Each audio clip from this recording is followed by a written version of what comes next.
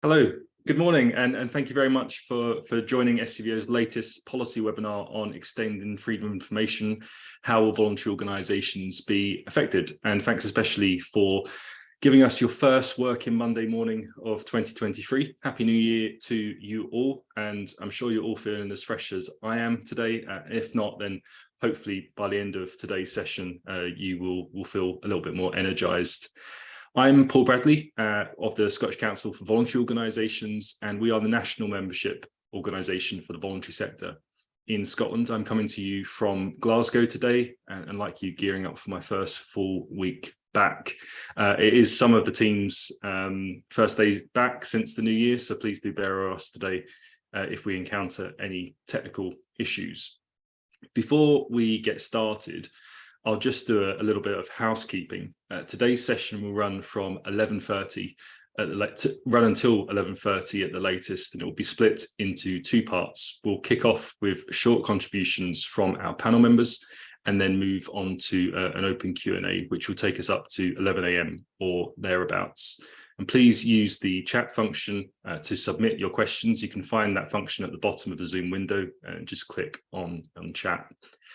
If your question isn't picked up, then please don't worry. I will go out to the panelists after the session to make sure that you do get an answer, and that will really help us as well when we're forming our policy response on this issue. Afterwards, we'll move into breakout groups for a short discussion facilitated by me or my colleagues before coming back into the main room to round off the session. And I know it's the first Monday morning of the year for many, so discussion probably isn't too appealing just now, but these will be largish groups, and please do stay even if it is just to hear from your peers, and hopefully that will help inform your thinking around this issue. We're also recording the panel and Q&A. The recording will only capture those who are speaking, and it will not be running during the breakout sessions either. And we've been trialing using the live captions on Zoom webinars, so you can enable captions if needed by selecting captions in the toolbar at the bottom of the Zoom window. Please do ensure that your microphones are muted. I can hear a little bit of feedback just now, which is absolutely fine. But as we move on to the panel discussion, it would be really helpful if people could mute their migrophones. So today we're going to explore proposals to extend freedom of information coverage to aspects of what voluntary sector organisations deliver. And I'm delighted that we have the opportunity to hear from and engage with our panel of experts and proponents of reforming FOI in Scotland this morning. We are joined by Katy Clark, member of the Scottish Parliament for the West of Scotland region, and whose proposal for a bill to reform FOI in Scotland is at the heart of today's discussion. In a recent article for Holyrood, Katy wrote about how freedom of information is failing, and that now is the time to address the glaring and ongoing issues the public face. And I'm sure we'll hear more on those issues this morning. We're also joined by Carole Ewart, convener of the Campaign for Freedom of Information in Scotland, who has played a leading role with the campaign for more than 2 decades.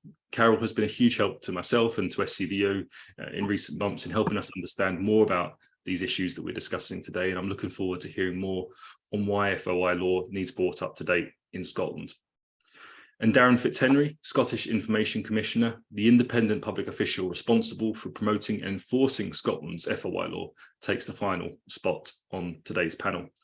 Daren took up the post as Commissioner in 2017 for a fixed term of 6 years and has been actively engaged with the Parliament and Government on the updating of FOI legislation in Scotland. So without any further ado, we'll go to Katy first for around 8 minutes. And remember to put your questions into the chat box as things come into your mind and while they're fresh. And as well, please do let us know who you wish us to direct that question towards. Otherwise, I will take my own guess with that. So over to you, Katy. Thank you very much. And thank you, Paul, for your introduction, but also for all the work that's been undertaken so far to arrange this event this morning, which is incredibly helpful from our point of view in terms of the work that we're doing on the members' bill that I've already launched and is out to consultation. So just, by way of a little bit of background, we obviously have had freedom of information legislation in Scotland for 20 years. We've passed our 20-year anniversary. And that legislation was brought in around the same time as legislation was brought in south of the border in England and Wales. And I think it's fair to say that that legislation has broadly been very successful. It's been widely used. I think it's made a real difference in terms of the transparency and accountability of governments and indeed politicians. And I believe that much information has come before the public and been made available to individuals as a result of that legislation that they would not have known about otherwise. And I think when you read the newspapers, it's often evident that the way that information has been obtained by journalists, when you listen to the Scottish Parliament in particular, and when you hear what politicians say, often the information that they're relying on and that they're taking forward and attempting to scrutinise government with is information that's been obtained as a result of freedom of information. So whilst I think when freedom of information was brought in, there were many who weren't convinced about it. In fact, Tony Blair himself, who obviously was responsible for the decision that led to legislation being brought in down south, described himself, I think, as a nincompoop afterwards because of the repercussions for a government of having freedom of information. Whilst there's many probably that have found it very uncomfortable, I think the conclusion has to be that it's been very much in the public interest that that legislation was brought in. Yes, at times it has been inconvenient for those who are having to provide the information, but it's been in the public interest. And what this Members' Bill is about looking at what's happened over the last 20 years and considering what needs to be done to improve and reform the legislative framework that we have. And others will speak about maybe other aspects of that in more detail, because there's a number of proposals within the Members' Bill that I launched a few weeks ago and is currently out to consultation. Some of those proposals are probably not very controversial at all. Some of them are quite kind of nerdy, quite technical, about improving the way that the legislation works. And it would only really be those that are very actively engaged in the process that would have any view on them whatsoever. But the aspect that I will focus on in relation to this discussion today is how this proposal might affect voluntary organisations. And as I say, this is a very timely and a very helpful meeting. And I'm very much in listening mode in terms of what those that are involved in this sector feel in terms of what would work with extending freedom of information to the voluntary sector. As I say, the legislation's been in existence 20 years. There has been quite a bit of debate in Scotland about how that legislation needs improved. And indeed, there's been a lot of debate within the Scottish Parliament itself as to how that legislation needs to be improved and updated. And it may be that others might speak in more detail in relation to that. But if I just look at maybe one of the aspects of that, which was the report by the Public Audit and Legislative Scrutiny Committee in May 2020, which looked at the Freedom of Information Act 2002 from a point of view of post-legislative scrutiny. And that cross-party committee was very clear that the scope of who's covered by the freedom of information legislation in Scotland needed to be extended. And what that committee said, and as I say, it was a cross-party committee that had taken extensive evidence from a range of organisations and individuals. What they said was that it would appear that to the committee, from the evidence that they'd received, that FOISA had failed to keep pace with the changing nature of public service delivery in Scotland, meaning that a number of organisations that deliver public services and are or in receipt of significant public funds do not fall within the scope, and that the committee considered that the overriding principle should be that information held by non-public service bodies, which relate to the delivery of public services or the spending of public funds, should be accessible under freedom of information legislation. Now that covers a wide range of different types of aspects of dealings which different organisations have with government. That could involve, for example, PFI or PPP contracts, or any contract where, say, a council or any public authority is awarding a contract for work to be carried out, or perhaps more relevant to some on this meeting today, it would involve the kind of services of a public nature which organisations which would fall within the remit of the kind of organisations that are involved in your membership currently carry out. And I think it's fair to say that the freedom of information legislation, as originally envisaged, was on the understanding of what the public sector had historically been, which was very much that work was carried out in-house. And of course, what's happened over many years is many services of a public nature, and indeed a huge amount of public money, what the committee calls significant public funds, are now being undertaken by organisations which are not within the direct control of government and are not included by freedom of information. So there's two consultations, quite interestingly at the moment, because I launched my consultation as a result mainly actually of the failure of the Scottish Government to act, and a frustration by many that the Scottish Government itself hadn't come forward with proposals. So along with Carole Ewart and others, we put a huge amount of work actually into proposals, particularly for myself, who hadn't got the wealth of experience that Carole brings to this issue, to try and capture all the discussion that had taken place in recent years, including what was in the committee report that I've referred to, but the range of consultations and discussions that had taken place, to try and put in one place all the proposals as to how the law needed to be upgraded and amended in one place in a member's bill. And therefore, my bill has a series of very clear proposals in terms of direction of travel and what needs to be done. And in relation to voluntary organisations and what's now called third sector organisations, the proposal is that they should be covered by freedom of information when they're carrying out work, which would be considered public services, or indeed of a public nature, or indeed are carrying out work which is being undertaken as a result of the receipt of public funds. So that's quite a clear proposal. The Scottish Government, as I say, they've come forward with their own consultation, which is taking place at the same time. I would think, people will take their own view and they'll look at the consultations, but I think it's probably fair to say that the members' bill that I'm proposing has got some quite clear proposals. And rather than saying, what do you want? We're saying, well, this is what we're suggesting. What do you think? And the proposal very much is that third sector organisations and voluntary organisations which carry out public services should be required to adhere to the freedom of information requirements.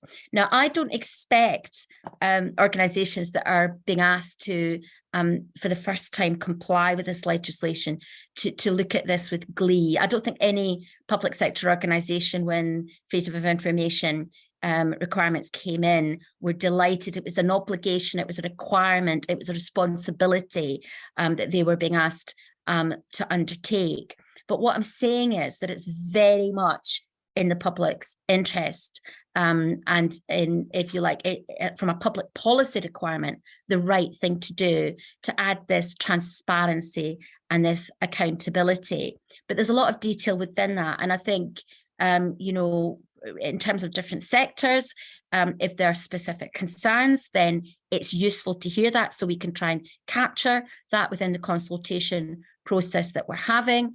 The voluntary sector obviously covers a range of organisations, from massive multinational, multi-million pound organisations, to very, very small organisations. And it may be that there needs to be a different approach in terms of the size of organisation and what it might be realistic and reasonable to expect a very large organisation that's in receipt of multi-million pound contracts to adhere to, might be a very different requirement than for a very small organisation that maybe only has one member of paid staff, or a very small number of paid staff, and actually receives a relatively small amount of money from government. So I think, what I would be interested in is really just hearing from those directly involved, either today or indeed throughout the course of this consultation process, what their views are in relation to what we're proposing. And as I say, it is a consultation. We're very much in listening mode. It may be that today there isn't the opportunity to drill down into some of the detail in terms of specific sectors or specific types of organisations. And if it would be helpful, I'd be very happy either, as well as receiving, written representations, to have some other kind of event or meeting to discuss the detail of any of that. If there's particular sectors or particular organisations, I would find that helpful. So as I say, Paul, I think this is a really timely meeting. I think there's quite a big proposal in relation to voluntary organisations that are involved in delivering services or have substantial contracts or receive substantial grants from government or money from government in different forms. Potentially this could be a proposal which has significant implications for some of the people on this call and some of the organisations that they're involved with. And so therefore it would be very interesting both to hear people's initial responses and maybe their broad brush principal position, but also if there's specific detail in terms of how this might work better if it were to go forward and become legislation, then that would be incredibly useful.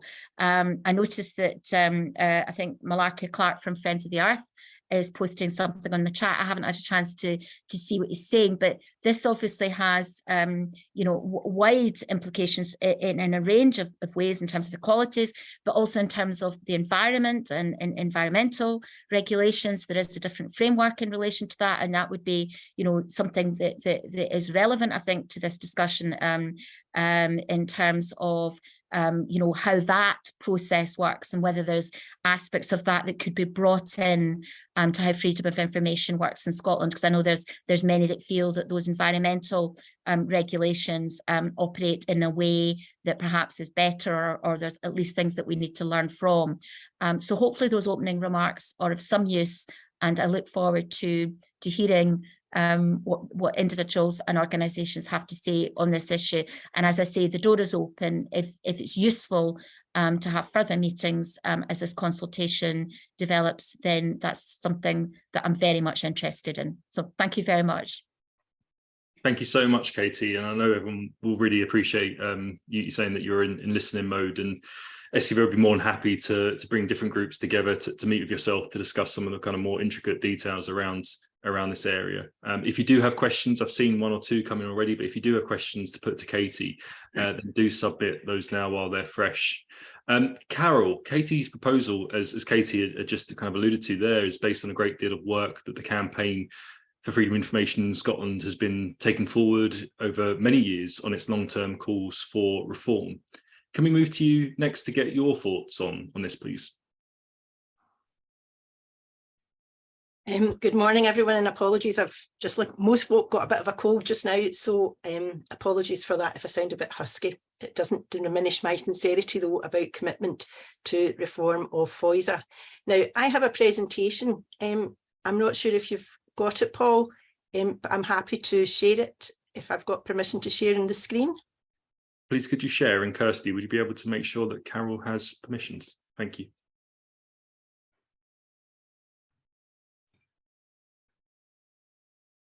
Okay, Carole, you should be able to share. Okay, thank you. Right, there we go. Okay, so the Freedom of Information Scotland Act reform is essentially what Katy Clark has been talking about today.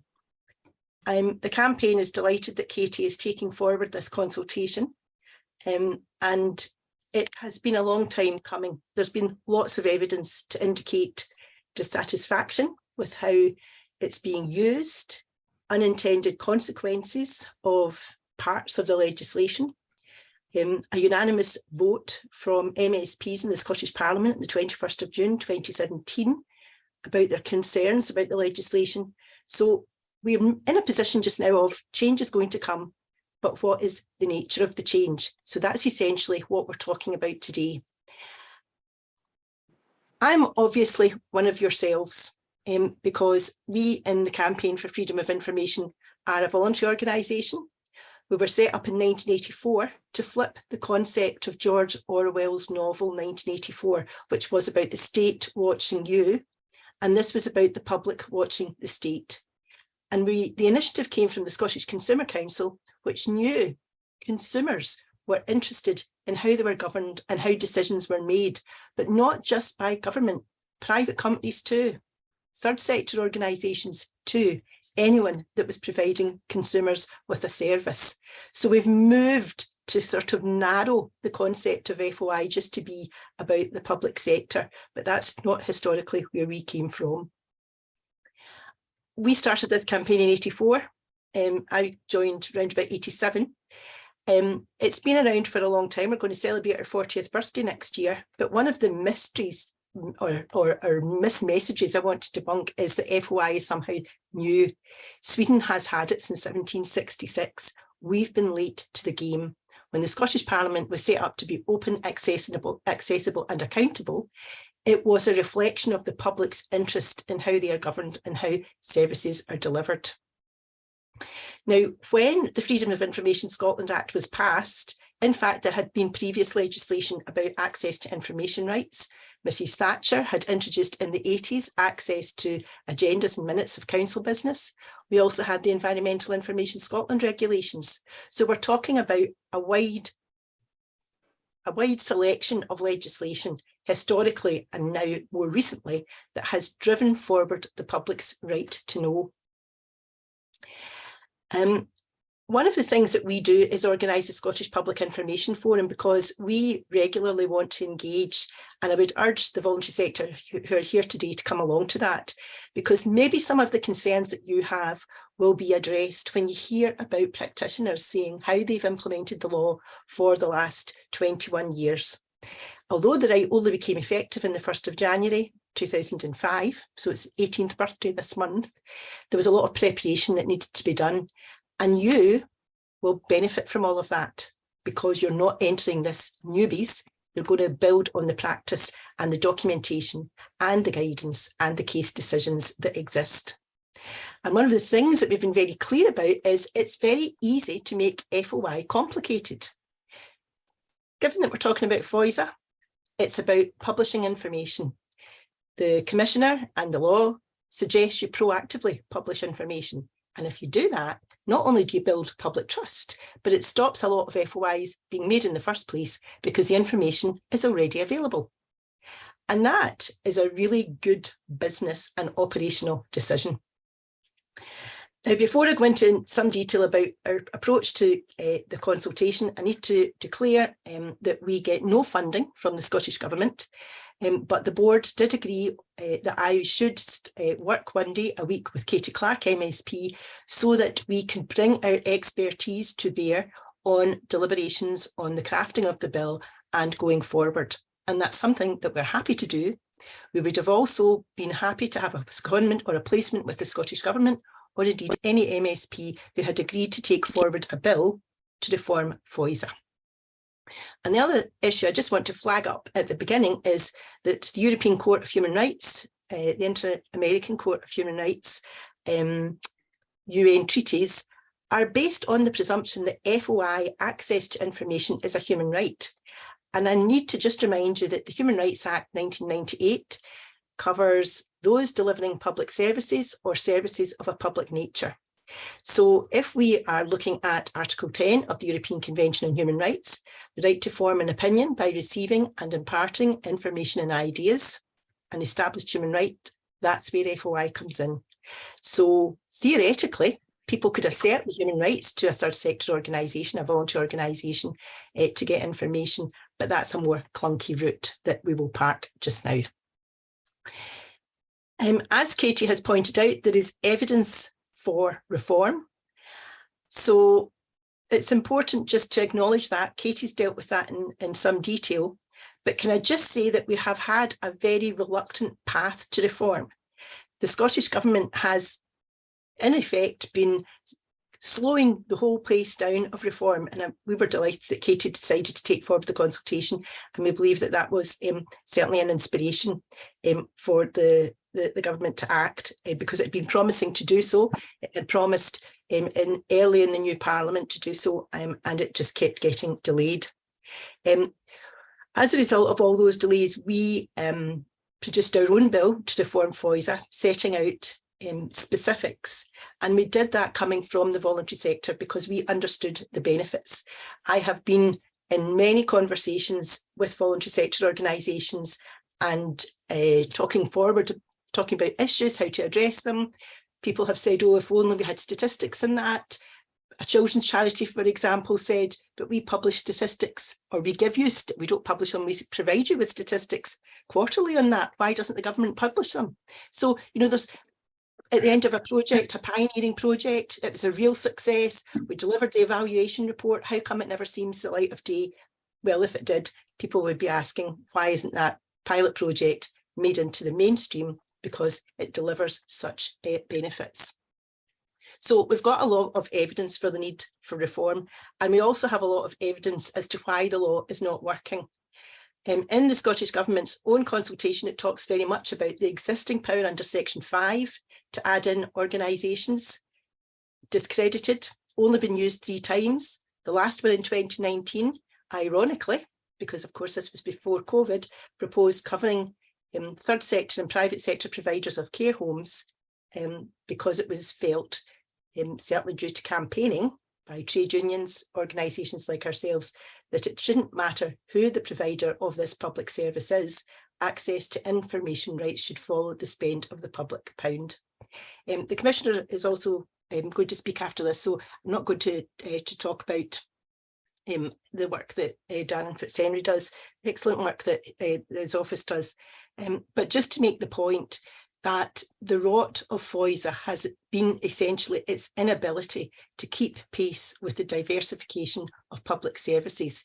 And that's the position that we find ourselves in. And that problem is not going to go away by simply declaring that we're going to be more enthusiastic about the use of the Section 5 power. For example, when Parliament tried to drive forward its use more frequently in 2013 in the Freedom of Information Reform Act, it required biannual reports to Parliament about its use, and that didn't happen to drive forward change. All that happened was that the government reported that it hadn't done anything in the last 2 years, for example, in the report it delivered in October 2021. So that's the position that we're in. So we're talking about how do we address the transparency deficit, not should we address the transparency deficit. So the benefits in the consultation of FY reform is that all bodies designated under FOISA, and there are over 10,000, should have a designated FOI practitioner, which makes it simple for organisations like yourself, just the same as a data protection officer, to ensure compliance, promote best practice, build public trust through proactive disclosure, and add to the public's human right to know. There is the other point about the benefits of the consultation is to address inconsistencies.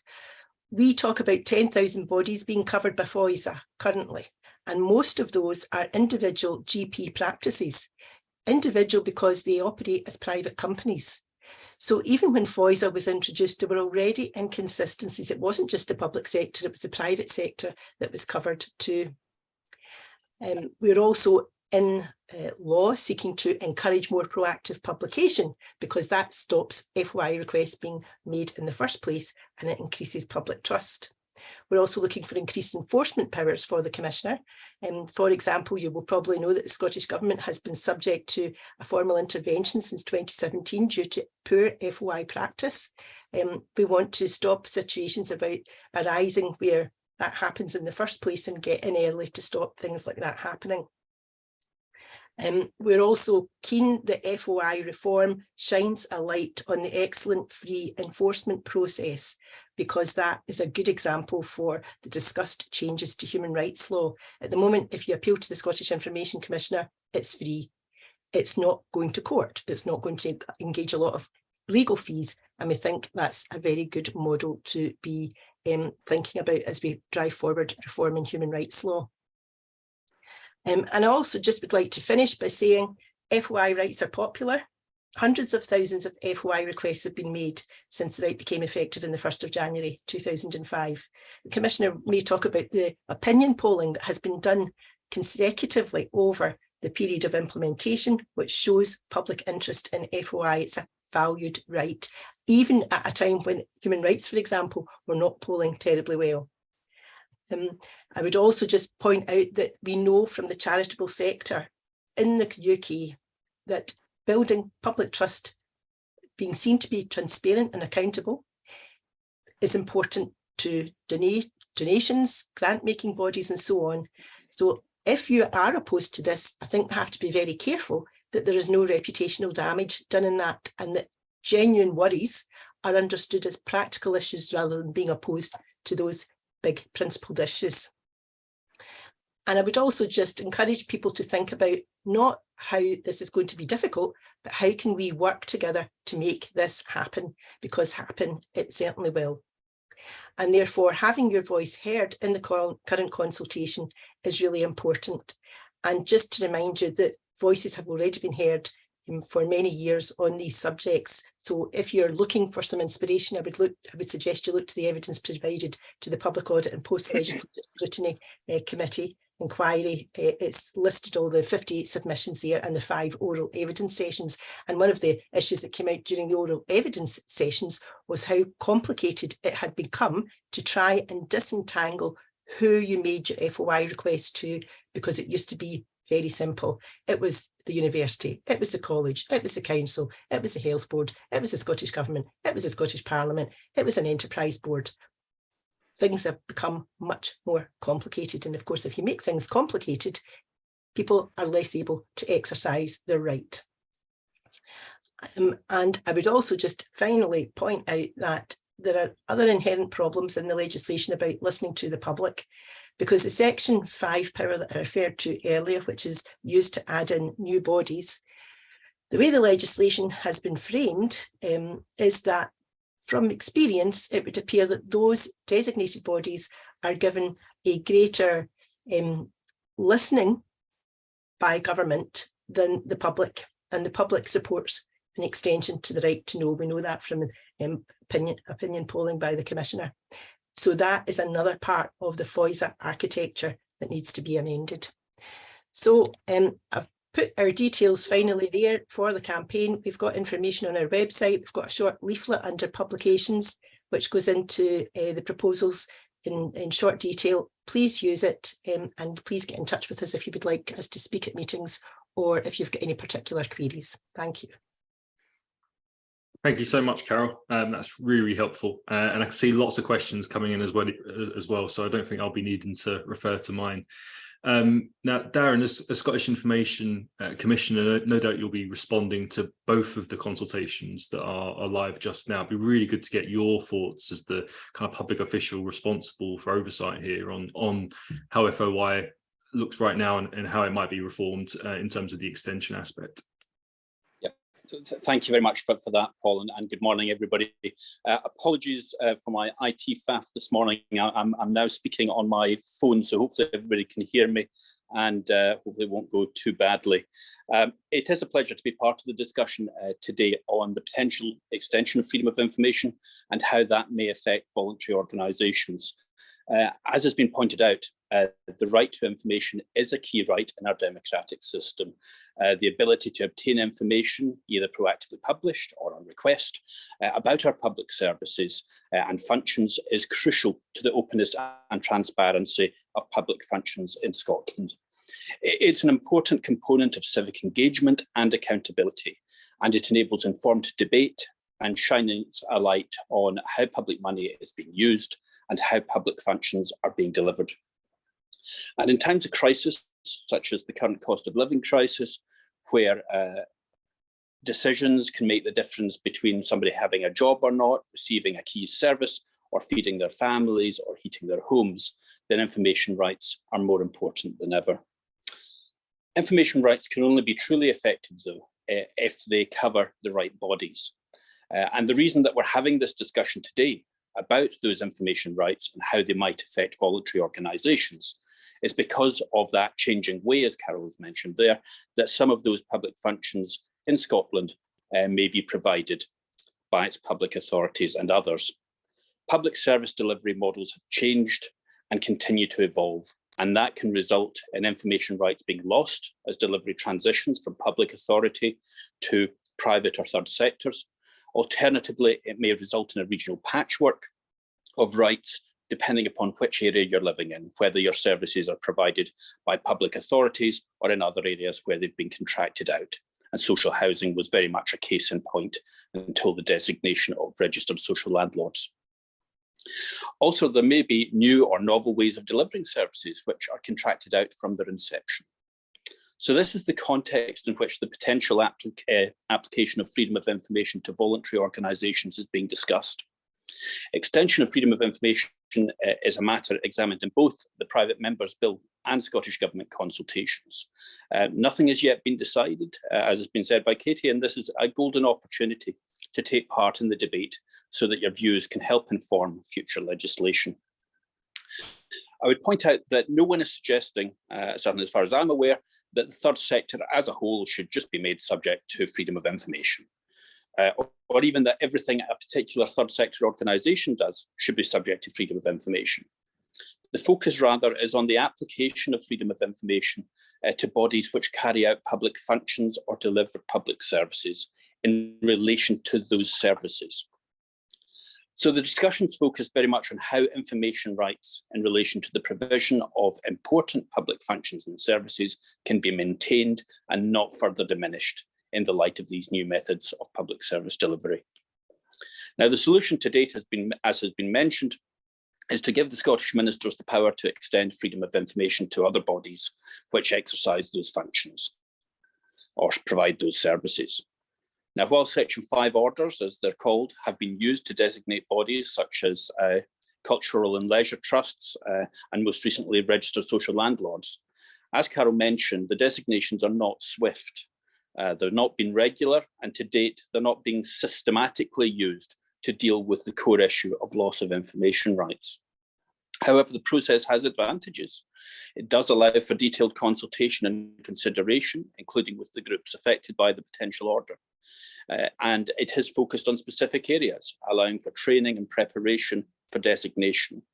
And most importantly for me as a regulator, is it provides certainty as to which bodies are subject to freedom of information law, so that requesters know which bodies are subject to it and which bodies they can seek information from.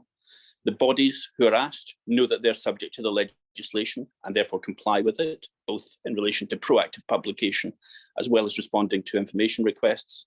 And I, as regulator, know which bodies are subject to it.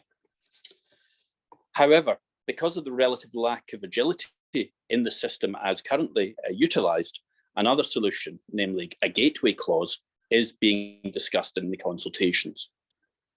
Now, again, as a regulator who values certainty and recognises the strength of Scotland's current system, which is very much one of practical application, I do have some misgivings about gateway clauses, in particular because of the lack of certainty as to which bodies are covered. And certainly the wording of any gateway clause will be crucial in determining not only the degree of certainty provided, but also which organisations are covered in respect of which functions. And gateway clauses do already exist to some extent in the environmental information regulations, but it does lead to a degree of uncertainty. So, for example, just before it was came into public ownership, I decided that Abellio ScotRail was actually subject to the environmental information regulations, and therefore it had always been. But until my decision was pushed out, it didn't know that it was subject to the EIRs, nor did requesters, and nor did I. So that's an example of the potential issues with gateway clauses. But I'm not saying that they can't work if they're worded appropriately. So it's something that's certainly worthy of discussion. And I think that's probably actually the key discussion that we'll have in the consultation in relation to the legislation and how it will look, how it will be used, and how it will be enforced moving forward. and I'll certainly be putting my views together for both consultations, and I would urge you to do the same.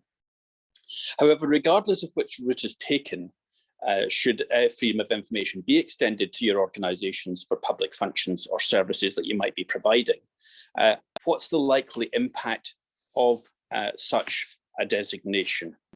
Well, when considering that, I think it's useful to look at the experience of other sectors which have gone through the same process, and in particular registered social landlords who were designated, the latest one to be designated, and it's the largest body to be designated. Now, most of the RSLs experienced moderate numbers of requests, with very few receiving large numbers, and the ones receiving more requests tended to be the bodies with larger stock and a higher public profile. So in 2021, there were just over 1,000 requests reported across the sector, and the average number of requests received by RSLs was 5.7. 23% reported receiving no requests, 88% reported 12 or fewer, and 98% 24 or fewer, so no more than 2 a month in 98% of cases. And only 3 organisations reported more than 24, the largest by a significant degree being Glasgow Housing Association at 98.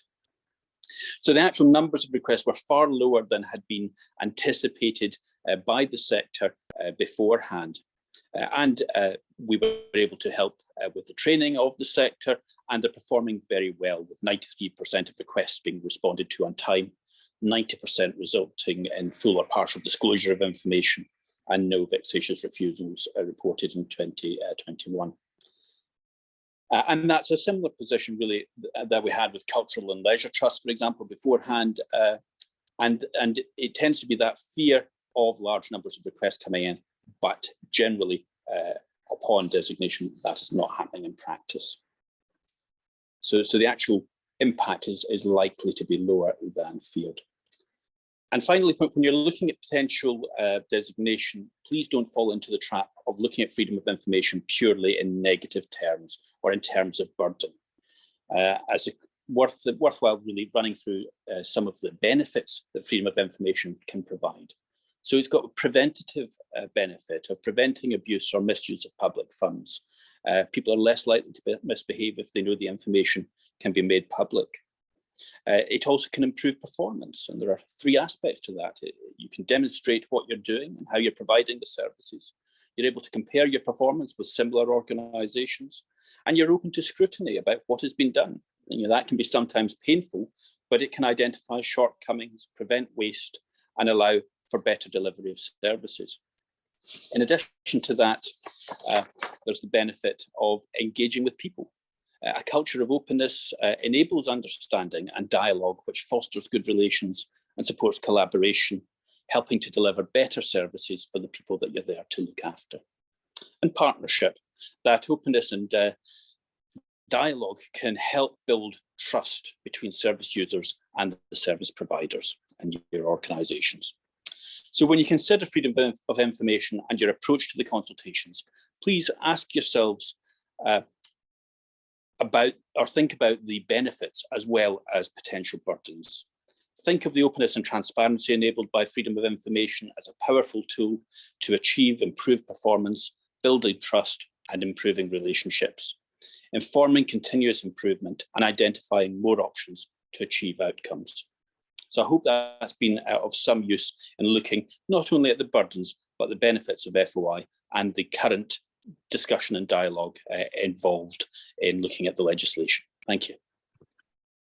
Thank you, Daren. That's been extremely helpful, and thank you to all the panel for their contributions. I know we're running a little bit over, but I didn't really want to kind of interject there because I think it's really important that we're hearing from Katy, Carole, and Daren, and I'll make sure that we don't eat up the time that we put aside for questions, because I think that's important too.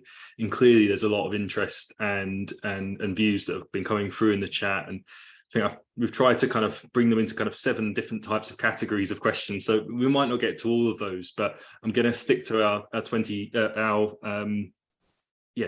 minutes that we had set aside, 25 minutes we had set aside for questions. So one of the earlier themes that came up through the chat and the questions that were coming through is around how you define the term substantial public funding. And I think there'll be concerns from organisations that are perhaps receiving a small pot of money annually or for a project from the public sector, and concerns that maybe that would be brought in. What do you see? What do panel members see as being how would you define substantial in that sense? And also there's been a bit of a discussion around the types of funding that may or may not be covered, and there's been, I think some of you had alluded to, contracted services that would have been delivered in-house by the public authority if that voluntary organisation wasn't delivering it. Is that what you're specifically focused on, or would you like to see this go much broader than just those kind of contracted services that would be delivered in-house? I'll go to Katy Clark first. Thank you very much. I think the first thing to say is that this discussion is very much about public services.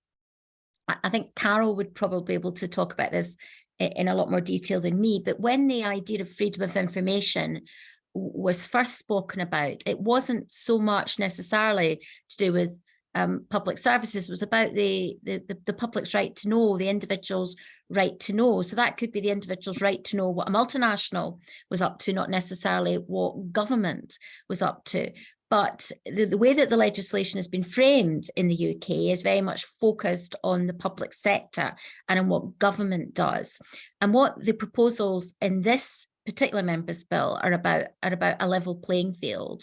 It's about saying, well, if a service was provided by the state, by government, whether that's Scottish government, whether that's UK government, whether that's a council, then it would be covered by freedom of information. But because of the way that things have developed, and then that's a wider debate in terms of who should actually be providing these services, but in terms of the way that these services have developed, many of those services are in practice carried out in organisations and by organisations which are not covered by FOI. And so therefore there isn't a level playing field. That the example that's often used is a care home. If a care home is a public authority run care home, it's covered by freedom of information. If it's run by a charity or it's run by a private sector organisation, whether that's a small organisation or whether it's a multinational or an offshore trust, it's not covered by freedom of information legislation. So that's a sort of very specific example. I spoke earlier on about contracts, about, for example, PFI, PPP contracts. They're very much the kind of contracts that we would say should be covered by this legislation. There are issues around about commercial confidentiality, which has been referred to in some of the chat. When the bidding process is taking place, and we do deal with that in our consultation. It is part of what we're looking at in terms of this members' bill consultation. I think it's fair to say that in the past, the way that councils in particular, but organisations in general that have looked at confidentiality is they've looked at it as something that enables them to keep something secret forever. I think it's actually very difficult to see why some of those processes need to be confidential once decisions are taken and once contracts have been in place for a long time. So that perhaps is not an issue that many on this meeting will be concerned about, but I think is very much an issue within the bill. The proposals in the bill are very much about services which are public services. So they wouldn't affect, for example, a charity that didn't carry out public services. It wouldn't carry out functions of a charity that were funded in a different way, for example, through donations. So if you think about the traditional way that charities might have operated, where they wouldn't receive public funds, they wouldn't receive taxpayers' money from the state, from government. They would be funded by charitable donations from individuals or organisations. That wouldn't be something that would be covered by the scope of these particular proposals. I mean, there's debates to be had round about that, but that's not what this bill is about. This is very much about the services which are of a public nature and services which are funded by the state. So, for example, if an organisation carries out campaigning work and that's funded in a different way, then that wouldn't particularly necessarily be something that was covered by this legislation, although that obviously is part of what this consultation is about. And it may be that some people will argue that it should be covered by freedom of information legislation. And if people are of that view, then obviously that's the view that they should submit as part of this consultation process.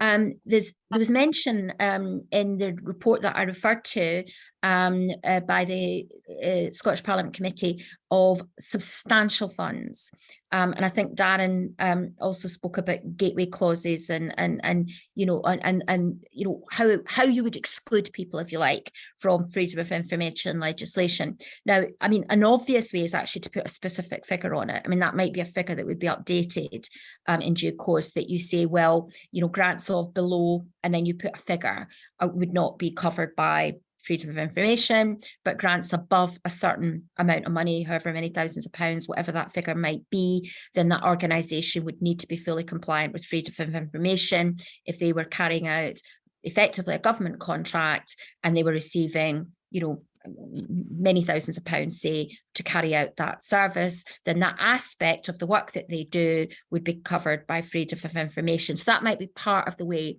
that you would look at it. As I say, I mean, I'm making specific proposals, but there's a lot of detail within that. This is what this is about in terms of, you know, what if there's going to be a threshold, and if should it be a monetary threshold? That's the first question.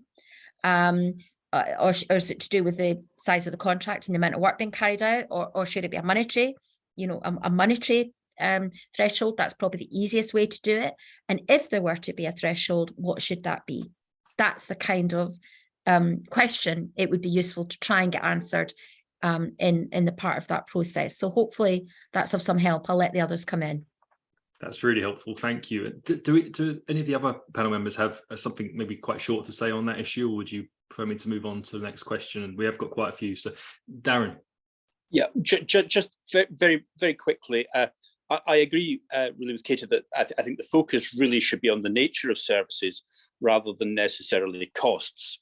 If a relatively small service is being carried out, then actually there's a concomitant reduction of resource required to provide information in relation to it.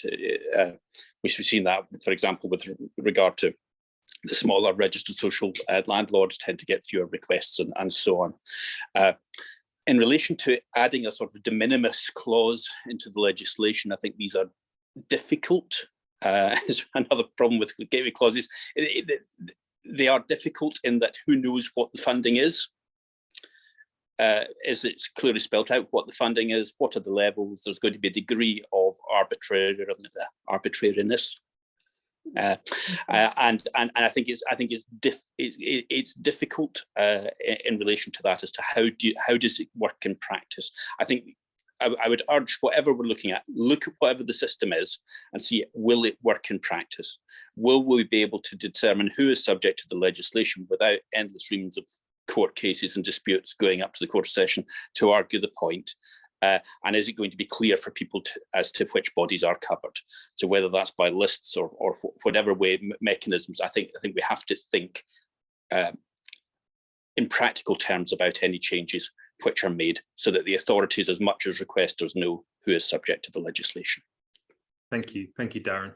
And we've seen through the comments and the questions that are coming through in the chat that I mean most people on the call have said that openness and transparency and the principles of that are absolutely crucial, and I think most people working in the voluntary sector would recognise that. I think one of the concerns is around the administrative burden and the challenges that organisations face when they're already massively underfunded and don't receive the core funding that they need to deliver the services they're already responsible for delivering. I know RSLs have had some experience of this, and you referred to some of that, Daren. I wondered if voluntary organisations, many operate in very different kind of environment to RSLs, even though they are charities, and just wondered if there's been any consideration around the potential impact on the kind of administrative burden that it would bring to voluntary organisations, particularly small organisations as well, who are already stretched for time. And perhaps Daren or Carole would like to come in on that one. Yeah, I just to start that off, I think it's worth remembering that they're already subject to information rights with regard to the data protection legislation, which in many ways might be a larger burden that already exists, and they will already have people trained up in relation to the meeting of information rights. So in many cases, the structures are already there. Also, it's the case that people are currently receiving requests for information, and organisations are receiving requests for information all the time. It's just that they're not subject to the Freedom of Information Scotland Act. There's no mechanism for it to be dealt with. But they'll be receiving requests, and then they'll decide whether or not they're answering those requests. What Freedom of Information legislation does is it puts in place a mechanism for appealing that, and for appealing the decisions, and for restricting the grounds upon which information can be rejected. So in many ways, yes, while there's some administrative burden, I think it's important to put it into context. You're already getting requests for information, you're already answering requests for information, and you already have a degree of systems in place for all organisations for responding to them, even through statutory mechanisms. Carole, is there anything that you might like to say on that? I've tried to read all the comments, and my initial observation, excuse me, is that I haven't read anything there that I didn't read in 2000 when the public sector were to be covered by FOISA. And the big concern then was that the Scottish Executive was going to introduce it at no cost to itself. The cost had to be borne by the designated bodies. And they were saying, we don't have the staffing, we don't have the expertise, we don't have the resources, people are going to have a vendetta against us, there's going to be vexatious requests, we're going to be inundated, this is going to be a reputational nightmare. And what has become a reputational nightmare is if you fail to comply with the law and you fail repeatedly to provide the information which people have the right to receive. So I absolutely understand your concerns, but the problem is that by agreeing to deliver public services, that comes with responsibilities for health and safety, data protection. And why not FOI? Because if those services were delivered last year for the public sector and covered by FOI, why shouldn't they be now? Because they're delivered by yourselves. So I do think it's a continuity issue, a continuity of rights. And you referred earlier to the issue, Paul, about there are particular groups in our society that are hugely disadvantaged by the current designation of bodies. If you are a disabled person, if you are a woman, more likely it is that your service will be delivered by a third sector organisation or a voluntary organisation. Why should your access to enforceable FOI rights be less because of who provides the service? Not what the service is, but who provides it.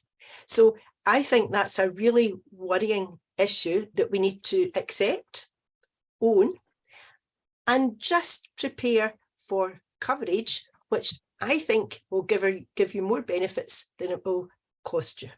And I absolutely understand the worries of it, and especially over the last couple of decades where there has been some intemperate and frankly panic-inducing coverage, and I am not aware of that really ever being a problem.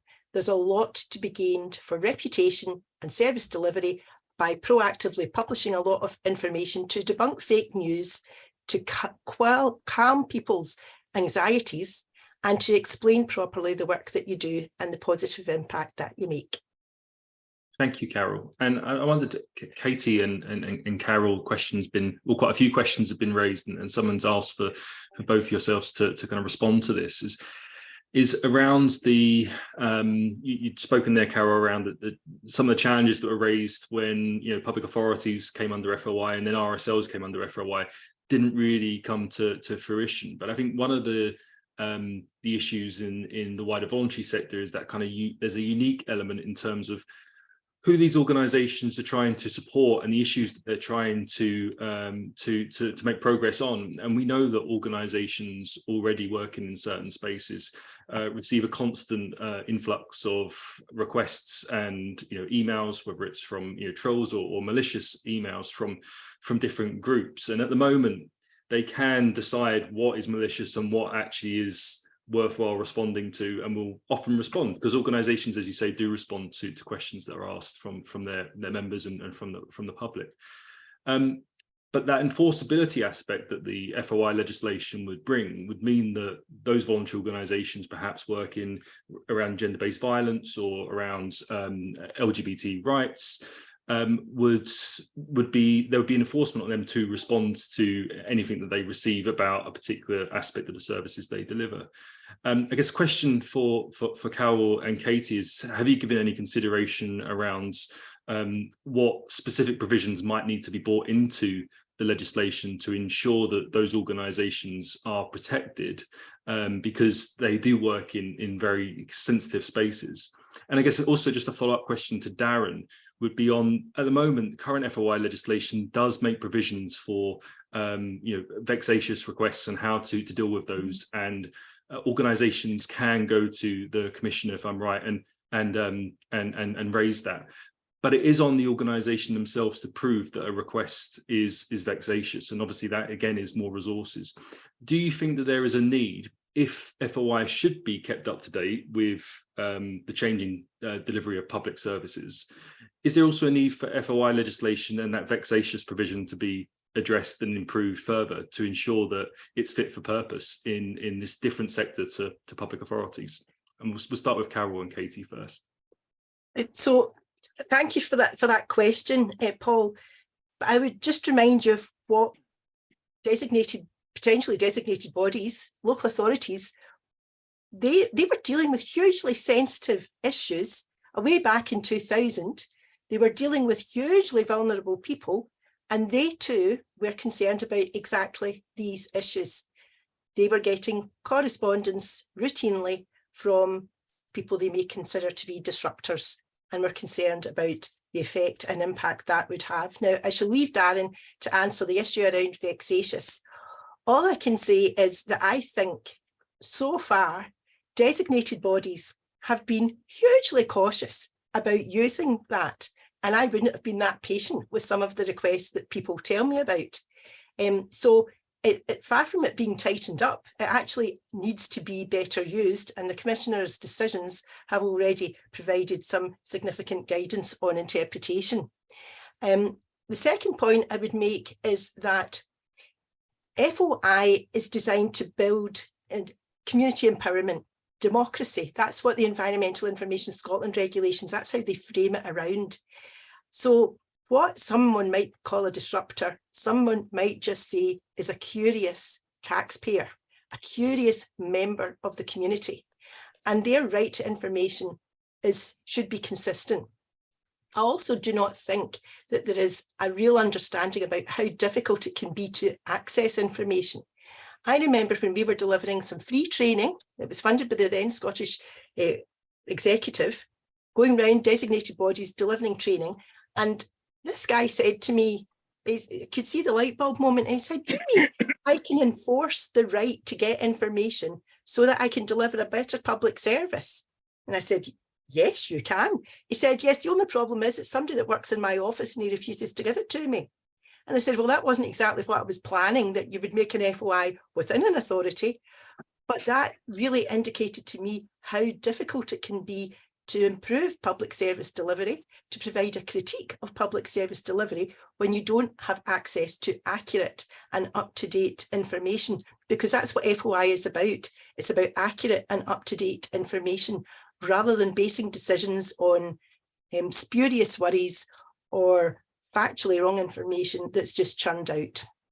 So FOI is really important because it builds community engagement, it builds faith in democratic decision-making, it's free to use and can lead to better public service delivery. It changes not just the law, it changes culture, it changes practice. And I think certainly my experience of working in the voluntary sector is that we are all in this together to deliver better public services, to combat social injustice, to promote equality, and to build engagement in our democratic services. And that's what FOI does. And it's not just me that says that, it's the UN, it's UN committees.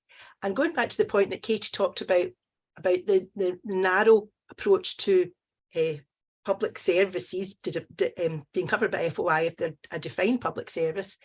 Interestingly, when the UN adopted its 31 guiding principles on business and human rights in June 2011, transparency in the private sector was key to those principles. We also know from the Sustainable Development Goals under number 16 that transparency is key.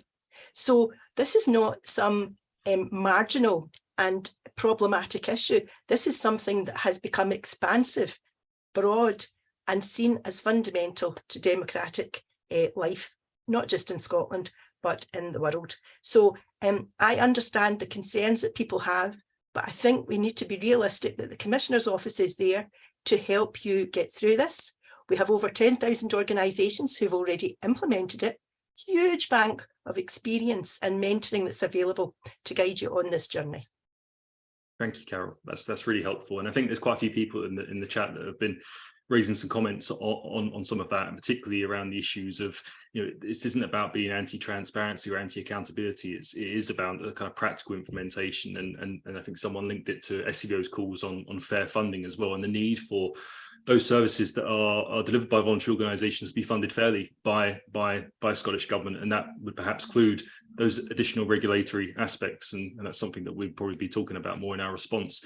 I'm going to come to Katy and then Daren, but I think we'll finish up after that and move into breakout groups, because as we've seen, there's such a lively discussion, and we want to gather more of that in those discussion sessions.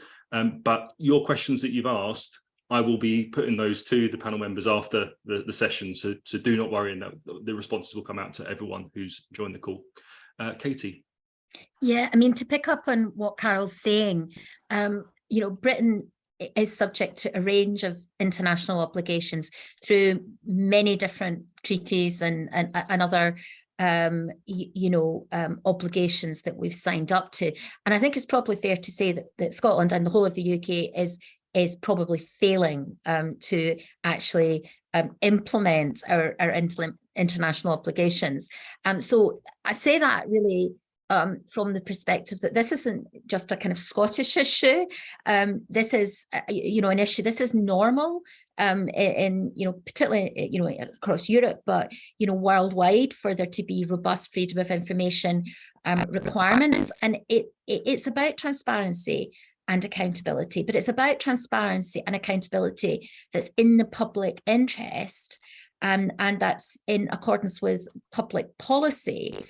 So therefore, in terms of a lot of the concerns that are being raised to do with the sensitive nature of the work that many organisations in the voluntary sector are involved with, then that's something that's been grappled with over, a long time. And I think Daren's far better placed to talk about that, because this is his day job. This is his bread and butter in terms of how this legislation is implemented. And freedom of information requests aren't about, sensitive personal information. They're about how an organisation operates and its generic issues and approaches that is the kind of legitimate request for freedom of information that are the bread and butter of many public sector organisations. And so there's a long history in terms of how you deal with vexatious or malicious emails from groups, or actually more normally from a very small number of individuals, many of whom's names many parts of the public sector know well, because they make repeated requests, and there's a very clear framework in terms of what's a reasonable request and what isn't, which, as I say, Daren can speak about more generally. So the issue, I think, is what are legitimate requests, and whether legitimate requests are something that organisations that are providing public services and services of a public nature should be required to provide, because of the fact that there's been a changing nature in terms of how public services are delivered, and whether when organisations effectively are providing state services and are funded by the state, they need to comply with this legislation. And that's I think what we're grappling with. So I don't think, I think a lot of the concerns around about specifically the kind of vexatious issues are probably issues which, if you like, there's a long track record of dealing with. And actually the individuals that are likely to be making vexatious requests to some of the organisations in this meeting have probably got a long track record of trying to make those vexatious requests to the public sector. And, you know, Daren's office would have a great deal of advice in terms of how to deal with those things. So I think, you know, from my point of view, what is perhaps more interesting is, you know, is if there would be parts of voluntary organisations that would be excluded, or whole, you know, organisations that would be excluded, what are the practical issues round about that? Because if an organisation is, yes, providing public services because it's receiving, you know, government contracts to provide those services, but it's also doing a range of other things. For example, it's primarily a campaigning organisation or a lobbying organisation, how you deal with that. You know, that there's parts of the organisation that are carrying out one function and parts another. I suspect that is something that Daren's office have got expertise in, but I think in terms of the organisations on this call, it would be incredibly useful if you could think about your own organisation, and if there's specific points that you think need to be captured in terms of how legislation is drafted, then that would be really useful. Thank you, Katie. And Daren, if you a couple of minutes maximum, please. Yes. Yeah. I mean, in terms of, well, your signal's not so great. Type of work which some of the organisations are involved in. Again, I do understand. Sorry, can you hear Daren, me now? we can't hear you very well. So what we'll do is, in terms of the sort of work that some of these organisations are subject. Yeah. Right, I think what we'll do is we'll ask Daren to respond to that question when we go back out with a follow-up to those who have attended, and that will give us time to move into the breakout discussions now. So what we're going to do, SCVO, all of the stuff that people have sent through in the chat is not going to be lost. We're going to be using all of this to inform the work that we do, and we really wanted to just provide an opportunity for people to at the end of this call to just meet with a member of the SCVO team and to just share some initial reflections. I know lots of people have done that already in the chat, but all of that will be really helpful for us. So I'd like to thank our panel who have made some fantastic contributions, and it's a really confusing topic. I struggle with it myself, and I've been looking at it for quite a while. So hopefully this has been a helpful panel session to those who have joined today, and we'll move out to breakout groups now. Our panel members, if you wish to stay, then you may, but if not, then thank you so much for coming along today. Kirsty, would you be able to move us to breakout rooms, please?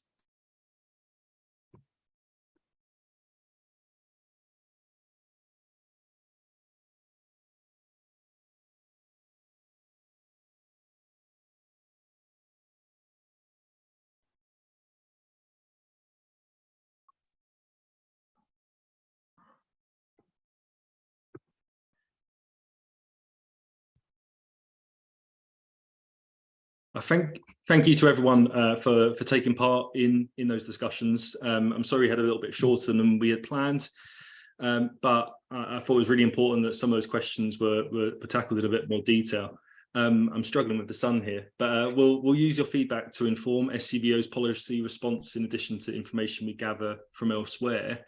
I hope that today's been useful introduction to this issue if it's new to you. I know it's quite a complex area and there's lots of issues that have been raised that we haven't got to, but I hope that it's energized you to engage with SCVO's work on this over the coming months, where we haven't had necessarily the answers today for you.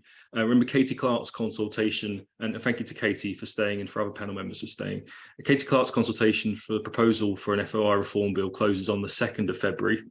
And the Scottish Government's own consultation on access to information rights closes on the 14th of March, and SCVO will be responding to both of those consultations, and we'll share more details in the follow-up email that I send around. And you can get in touch with me after the event by responding to the email that I sent out ahead of this event, any of your post-event reflections, and we'll take the details from the chat too, and from the breakout groups. I'd really like to thank Carole again, and Katy and Daren for contributing to today's session, and to all of you who have joined the call.